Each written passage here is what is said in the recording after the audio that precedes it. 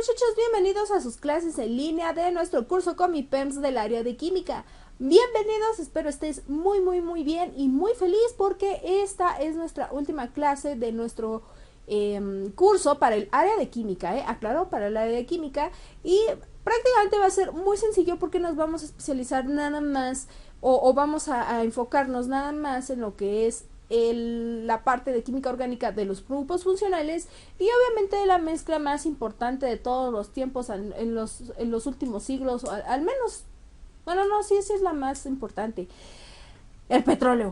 Ajá, porque del petróleo pues sacamos muchas cosas que ocupamos en nuestra vida cotidiana. Prácticamente todo es derivado del petróleo. Todo producto que se queme con una fuente de calor, obviamente le pones el cerillo, le pones el encendedor y se quema, es derivado del petróleo. Ajá, pero vamos a ver qué tipo de derivados existen y cómo es que se obtienen, ¿vale? Pero antes de todo eso, pues tenemos que concluir la parte de química orgánica, que son los conceptos básicos, como o sea, vamos a terminar de ver lo que son los isómeros, perdón, y los grupos funcionales. Aclaro, no vamos a ver en esta clase como tal mecanismos de reacción, porque realmente no lo hemos visto a lo largo de nuestro curso, pero sí vamos a ver las características muy puntuales sobre los grupos funcionales para poderlos identificar, ¿vale? Por lo tanto, en esta clase vamos a seguir con nuestros conceptos básicos de química orgánica. Va a ser nuestra lección número 8 y vamos a entender esos procesos básicos de nuestra vida cotidiana por medio de los conceptos básicos de química.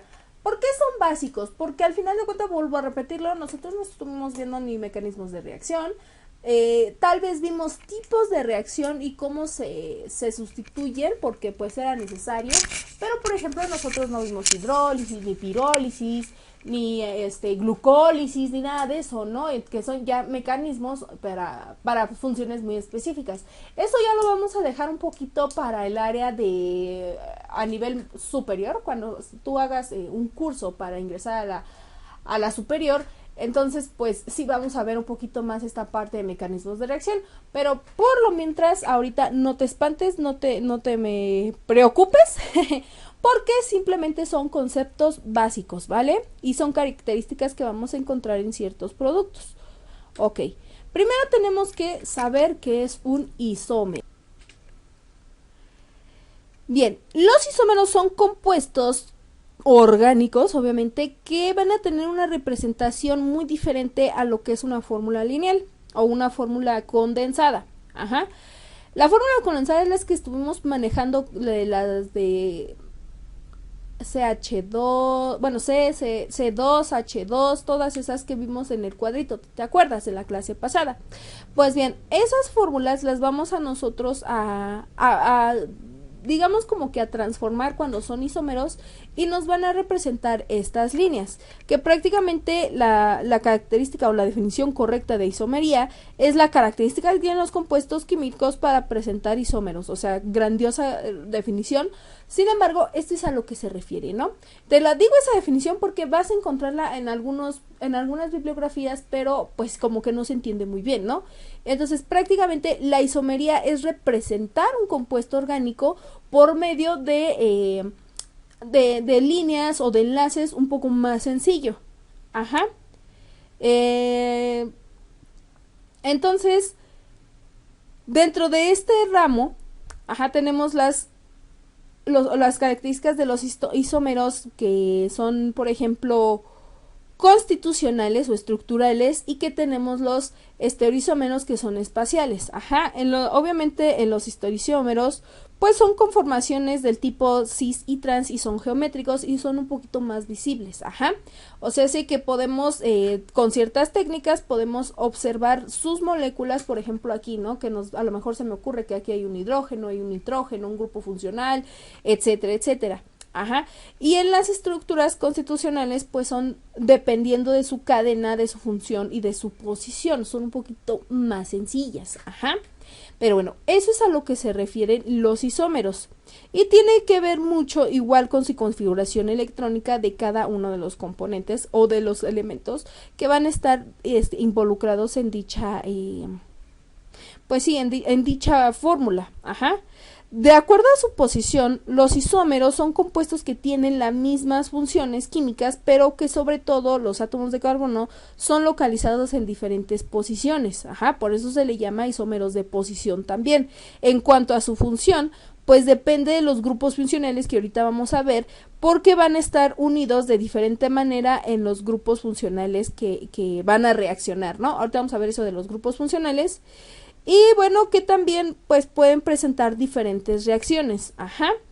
En cuanto a los isómeros geométricos, esos son un poquito más complejos y de hecho, o sea que sería esta parte de cis trans, que de ahí depende también un poquito de si estamos produciendo lactato, si estamos produciendo ácido láctico, o sea, pareciera ser el mismo completo solamente por la no es realidad, sino que por precisamente la ubicación cis y trans que se tiene, pues se le llama de diferente manera, aparte de lo que te dije, los patos y los pericos. Pero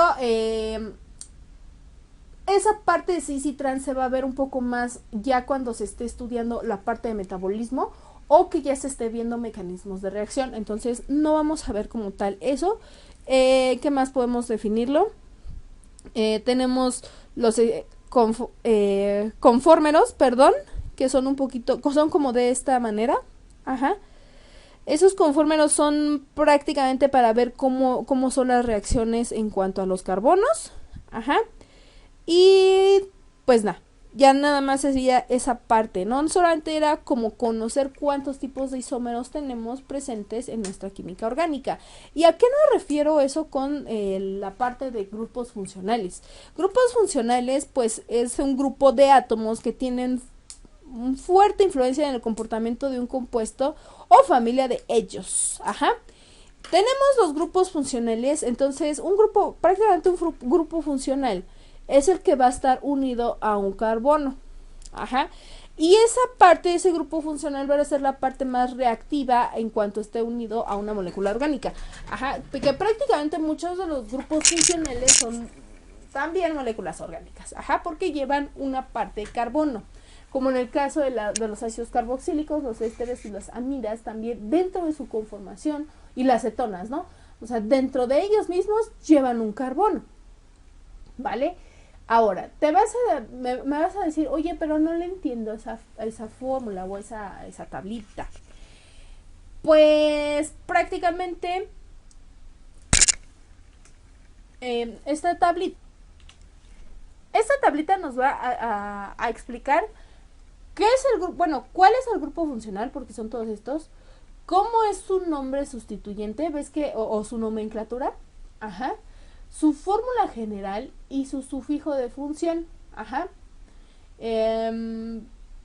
Es como el nombre subsiguiente y el sufijo de función, es como hacemos la nomenclatura, como lo hicimos de los alcanos que tenían enano, o de los radicales alquilo y todo ese tipo de cuestiones.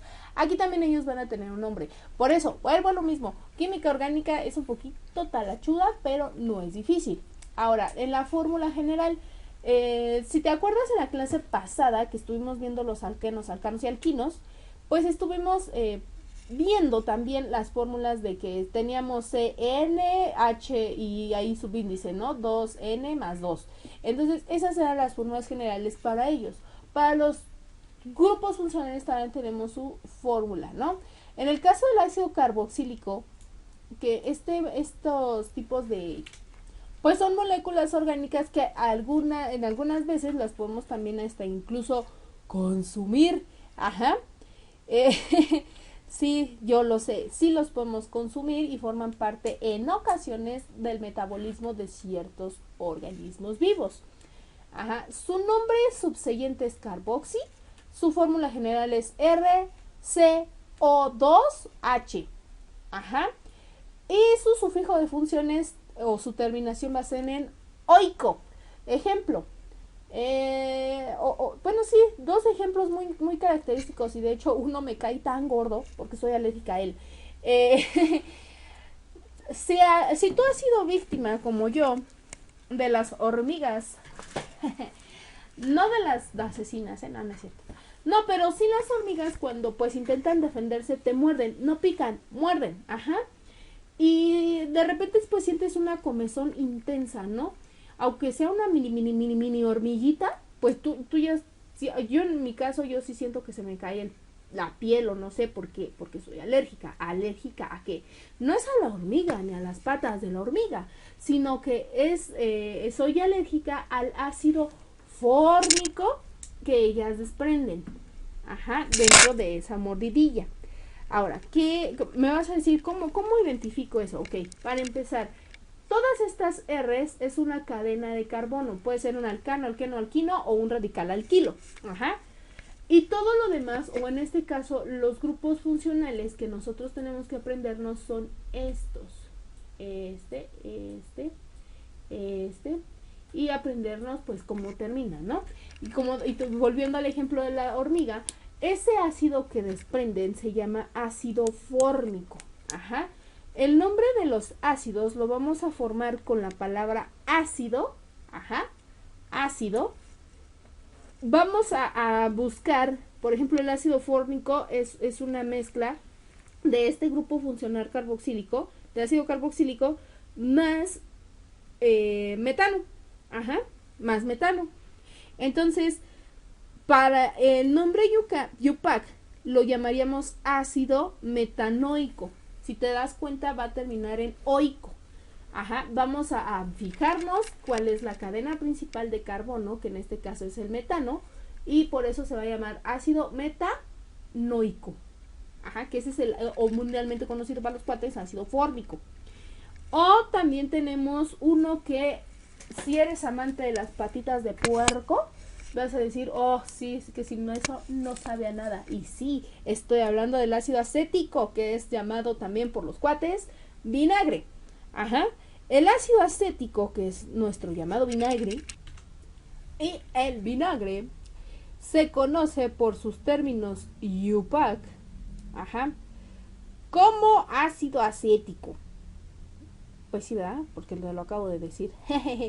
Y bueno, el ácido acético, o nombre Yupac, ácido etanoico, está formado por 2 carbonos, ¿no? O sea, su R es de 2 carbonos, que sería el etano. Y va, en este caso va a terminar igual en oico, ¿no? Porque es ácido etanoico o ácido acético para los cuates, ¿vale? Y prácticamente, pues, esos son ácidos, sí son relativamente ácidos. Bueno, el ácido acético es un ácido débil. El ácido fórmico es un poquito, o sea, está rozando entre ácido débil y fuerte. Eso dependería ya un tantito de su concentración. Pero aún así se le considera relativamente ácido débil. Pero aún así duele como no. Bueno, a mí en lo personal, cada vez de que la hormiga me muerde, pues sí me duele. Pero así que si ustedes son alérgicos a ese ácido, por favor, no nada más, bueno, a nivel laboratorio pues sí lo podemos encontrar. Pero tengan mucho cuidado porque pues si no, sí lastima y puede ser de hecho corrosivo. De hecho, por eso se te queda, dices, no es la mordida de esta hormiga y pues ya me desprendió un cachito de piel. No, prácticamente es un poquito de la corrosión que produce el ácido cuando nos queda esa manchita de sangre, ¿no? Pero bueno, ejemplo, bueno, el que sigue pues son los ésteres o el éster, y los ésteres pues prácticamente son igual, ¿no? Compuestos orgánicos que son procedentes de la combinación entre un alcohol de bajo peso molecular y un ácido carboxílico. Y se pueden encontrar como en el aroma pino o en el aroma manzana, etcétera, o en el aroma también a platanito. Y su fórmula, que ya los borré, perdón. Y su fórmula es COO-R. R' es quiere decir que porque está otro grupo o como un alqueno, alcano, alquino, se me olvidaron sus nombres, perdón. O sea, está entre uno y otro de las moléculas de los hidrocarburos, para que me entiendas, y está en medio de ellos. Su conformación o su sufijo de terminación va a ser oato. Como por ejemplo, acetato de isoamilo, que no termina en ato, obviamente. Bueno, sería por la parte del acetato. Pero también, o sea, para que me entiendas, el éster se va a nombrar por la palabra acetato, ajá, y vamos a terminar nombrando el radical alquilo al que pertenece, por ejemplo, acetato de etilo, acetato de metilo, etcétera, etcétera, etcétera. Ajá. Bueno, eso es en cuanto a los ésteres. En cuanto a las aminas, no amidas.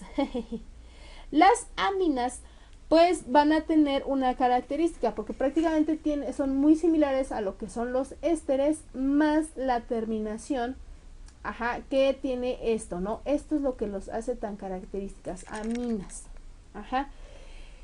Y bueno, por ahí tenemos ejemplos muy relacionados a lo que son en la medicina, ya que son neurotransmisores, como lo sabes, ¿no? Las aminas prácticamente son fármacos que nos van a simular ciertos efectos como la adrenalina y la noradrenalina. Ajá. Porque la estructura química que presentan todas estas aminas está emparentado con los neurotransmisores, que pues son la adrenalina, como la epinefrina, y la noradrenalina, que es la norepinefrina. Ajá. Y esos neurotransmisores son los que nos hacen sentir tan excitados, ¿no? ¿Cómo se forma una amina? Bueno, de hecho hay aminas primarias, secundarias y terciarias, pero eso no te van a preguntar en tu examen Comipems. Pero ¿cómo las vamos a nombrar? Vamos a nombrar el grupo funcional, o bueno, el hidrocarburo, ajá, o el radical alquilo al que pertenecen, con la terminación amina. Por ejemplo, si existe un trimetil, que sería, pues sí, ¿no? O sea, una ramificación de metilos o metil, ajá, y terminaría en amina, trimetilamina, así se nombra. Esto es muy fácil, pero prácticamente solamente nos van a preguntar en nuestro examen las características de la fórmula general, y obviamente pues necesitamos saber en cómo se llama, ¿no? Ahora, los grupos nitrilo, esos están bien bien ubicados en lo que son el ciclo del nitrógeno. Ajá, que eso de hecho lo vamos a ver en biología. Ajá. Y prácticamente los nitrilos son compuestos orgánicos que poseen un grupo oceano. El grupo oceano es o sea, es el carbono con 3 enlaces, porque ya de hecho está ya ocupando 3 lugares para el pobre carbono, y el que está en el grupo, en el hidrocarburo, en la cadena principal, pues ya es el cuarto, ¿no? Con el nitrógeno, ajá, ese es un grupo ciano, ajá, y son derivados orgánicos del cianuro, de los que el hidrógeno han sido sustituidos por un radical alquilo. Como te lo digo, nosotros lo conocemos mucho, o lo vamos a ver en la parte del ciclo del nitrógeno en biología, pero prácticamente es eso, ¿no? Que lo que nutre a ciertas bacterias para poder pues liberar ciertos nutrimientos para las plantitas. Ajá. Por eso también están presentes ciertos fertilizantes. Ahora, ¿cómo lo vamos a nombrar? Pues con la cadena principal de carbonos. Por ejemplo, si tenemos un butano y lo vamos a nombrar nitrilo, butano nitrilo. ¡Ay, Dios mío!, ¿no? qué original. Luego tenemos los aldehídos y las cetonas, que prácticamente son como primos, ajá. Y las cetonas van a ser, que lo conocemos, las cetonas las encontramos mucho en los esmaltes de uñas, es ese olor, ¿no? Que de hecho los conocemos como acetona, pero la acetona es una combinación entre alcohol y cetona. Pero la acetona pura también, no nada más que te maltrata las manos más, pero prácticamente pues son estos sus grupos funcionales. Para el aldehído es CHO y para la acetona es CO, o puede ser nada más la C. La característica de la acetona es que por eso se llama acetona, porque se encuentra en el centro. Ajá. Un aldehído va a terminar en al, como el formaldehído, o de otro nombre también se le llama, de hecho, para que termine en al se le llama metanal. Ajá. Y de la acetona pues van a terminar en ona, como por ejemplo la propia acetona o la propanona, o todo ese tipo de cuestiones. Ajá. Para los alcoholes tenemos un grupo hidroxi que es prácticamente muy similar a lo que son los de las bases, ajá. Solamente que aquí va a estar unido a una cadena de carbono y va a terminar con terminación ol, ajá, y su grupo funcional es ROH, o sea, H. Ajá, también tenemos los que son aromáticos, por ejemplo, el compuestos que derivan del benzano, así,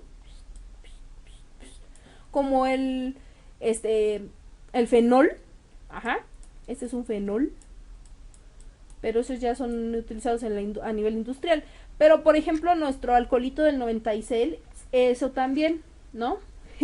Se les van a llamar, por ejemplo, alcohol isopropílico o propanol, así de plano. Ajá, las aminas, pues obviamente su grupo funcional va a ser NH2 y van a terminar en amina, ajá. Ten en cuenta que la amida lleva un compuesto de éster y la amina no, ajá. Los éteres son muy parecidos también a la acetona, nada más que la acetona lleva un compuesto o una molécula de carbono en sí y el éster no, solo lleva un oxígeno por ahí, ajá. Los alquenos, alquinos, pues ya los conocemos. Los halógenos son prácticamente, si tú ubicas en tu tabla periódica, todos los halógenos los vamos a encontrar ahí.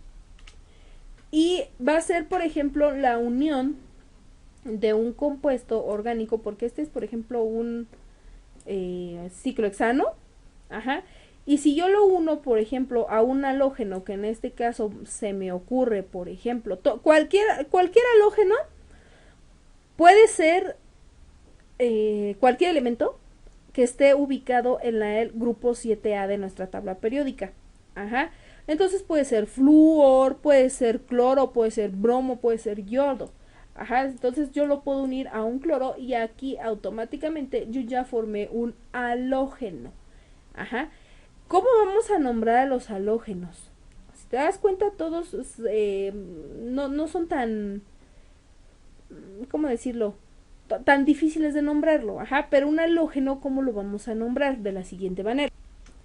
Vamos a poner el nombre del haluro, ajá, y obviamente pues lo vamos a referir a lo que se está reaccionando. Por ejemplo, hay haluros de alquilino, ajá, haluro de cloro, y así todo ese tipo, ¿no?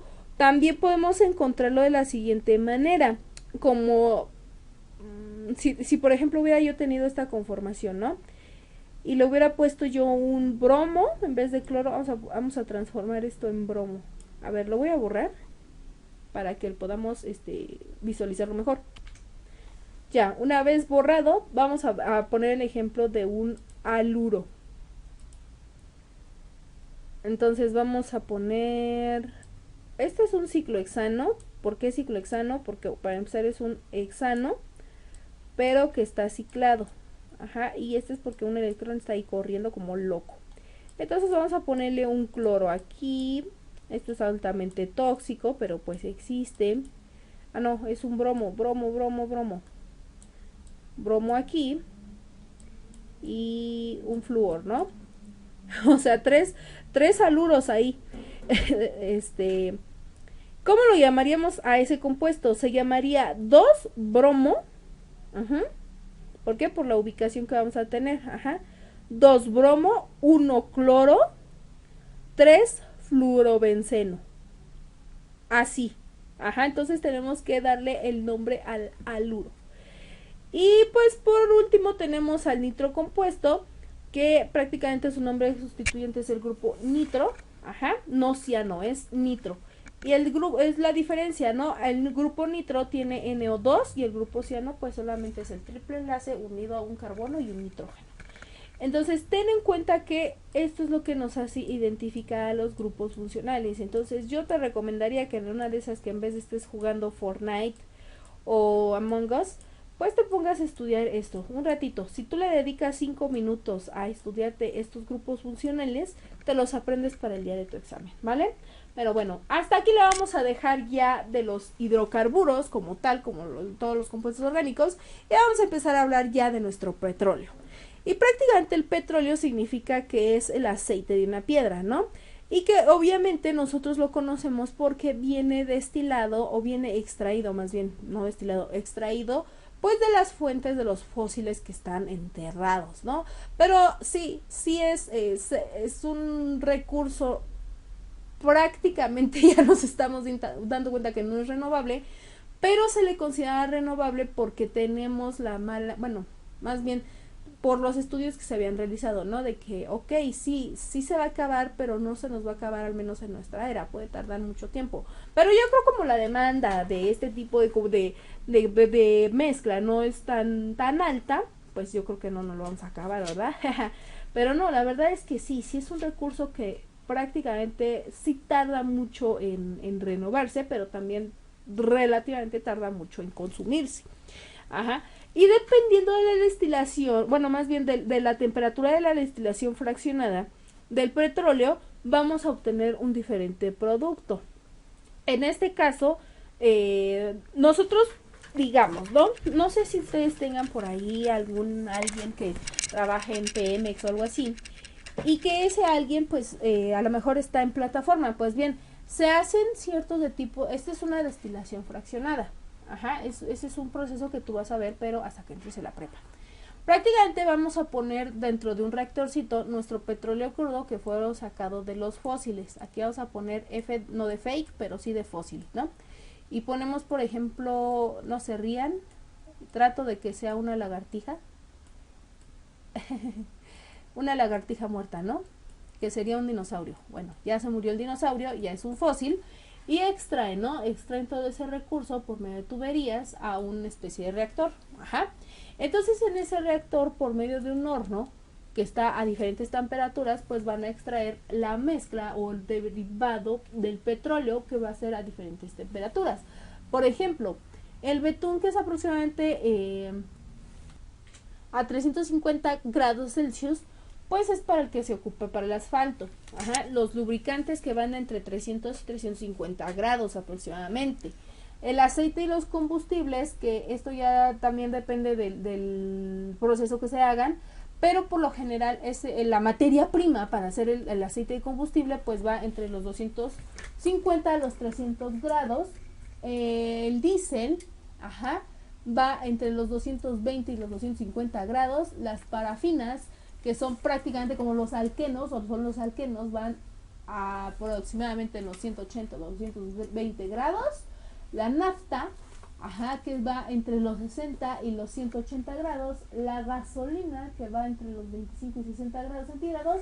Y el gas natural, que va entre los 25 grados centígrados, ¿vale? Entonces, este proceso de destilación fraccionada del petróleo nos puede dar diferentes productos, pero si te das cuenta, todos son una especie de combustible o de aceite que nos va a servir pues para nuestra vida cotidiana. O sea, tú caminas en el asfalto, tal vez no utilices tú el aceite lubricante, pero sí, por ejemplo, si tu mamá cose o cualquier tipo de máquina, pues necesitas un lubricante.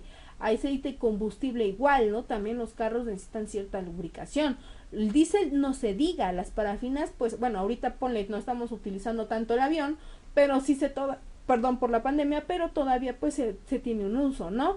En el caso de la nafta, el gasolina y el gas natural, pues ni se diga, sobre todo en el gas natural y la gasolina, que están a la orden del día, ¿vale? Entonces, el petróleo, por eso yo te decía que era una mezcla súper importante para nosotros. Sin embargo, también es súper tóxica para el ambiente, que vamos a ver un poquito de eso en el área de biología.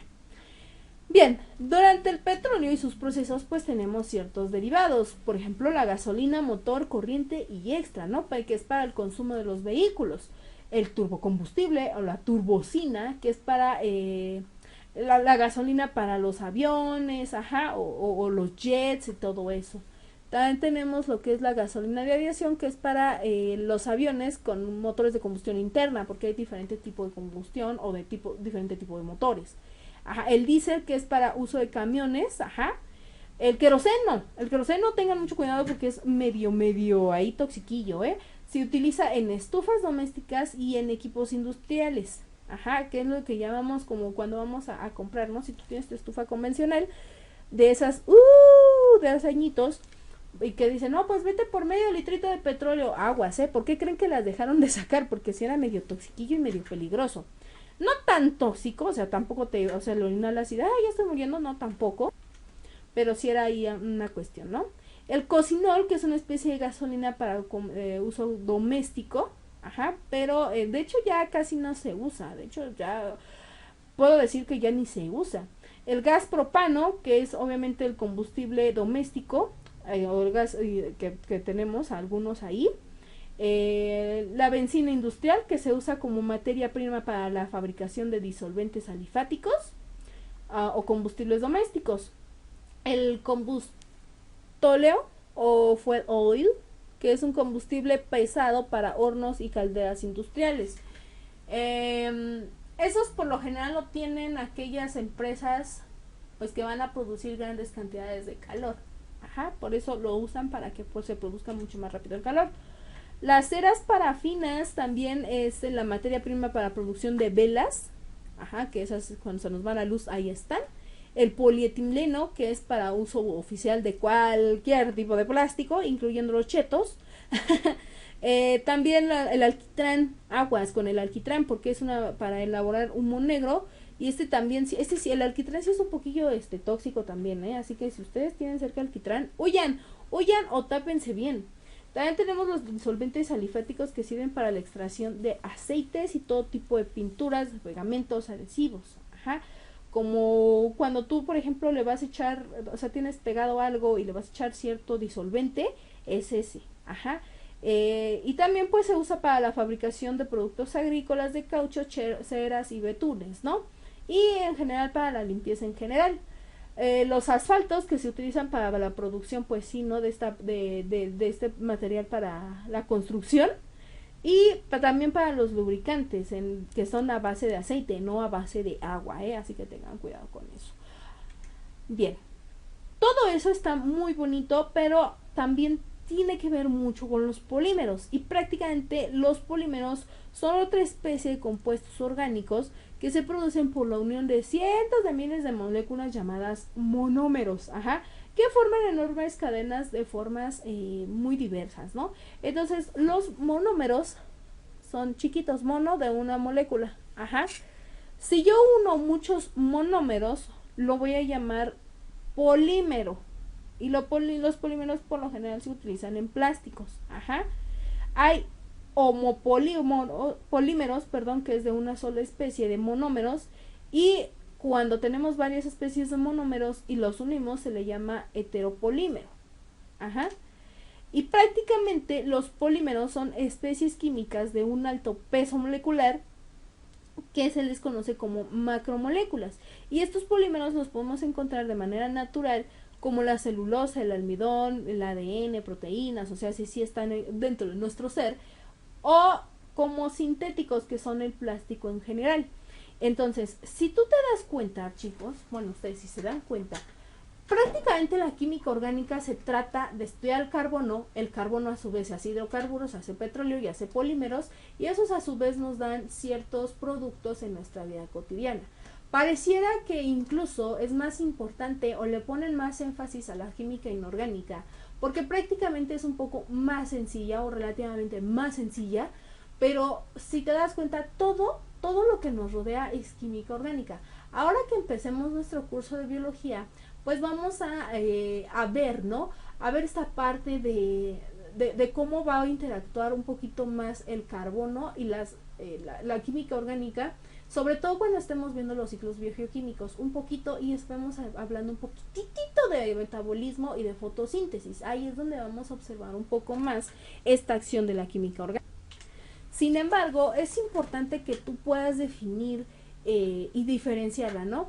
Muchas veces toda esta parte de química inorgánica, o sea, todo lo que vimos en nuestras primeras 6 clases, todo el mundo dice, no, es que es más fácil, no, es que es más interesante. Ok, tal vez sí sea más fácil, pero prácticamente nosotros no dependemos tanto de la química inorgánica, porque imagínate, y es irónico, ¿no? De lo que maneja toda esta parte de química, porque sí, nosotros somos genes orgánicos, o sea, nacemos, nos reproducimos y morimos, y sí, porque todo compuesto orgánico que muere, empieza a apestar y se empieza a oxidar. Ajá, por eso viene la magia de los antioxidantes y del anti-envejecimiento. Pero todo ser orgánico envejece y muere, pero no muere, porque de acuerdo a la ley de Lavoisier, la materia no se crea ni se destruye, solo se transforma. Entonces, a lo que nosotros tal vez le llamamos un proceso de muerte biológica, para química no es, no te estás muriendo, te estás transformando en otra cosa. En el caso de cuando una persona muere, a lo mejor, bueno, depende de las creencias teológicas que cada uno tenga, pero esa materia que ya es inerte prácticamente para nosotros, para millones de bacterias, no, es un festín, y con ellos pueden esas bacterias pues crecer. Imagínate si que es malo, ¿no? Pero pues la gente lo hace malamente, que muere una mascota y pues sí, ¿no? O sea, se debería de al menos enterrar y no lo hacen de la manera adecuada y le echan cal. Entonces hay a lo mejor ciertos tipos de bacterias que pueden procesar y metabolizar tanto ese cuerpo que ya murió biológicamente a él, pero para esas bacterias a lo mejor, no, pues sí murió, pero nos vamos a dar un banquete de aquellas, ¿no? Y a lo mejor la cal ni siquiera les afecta, a lo mejor la cal hasta es un sazonador para ellos.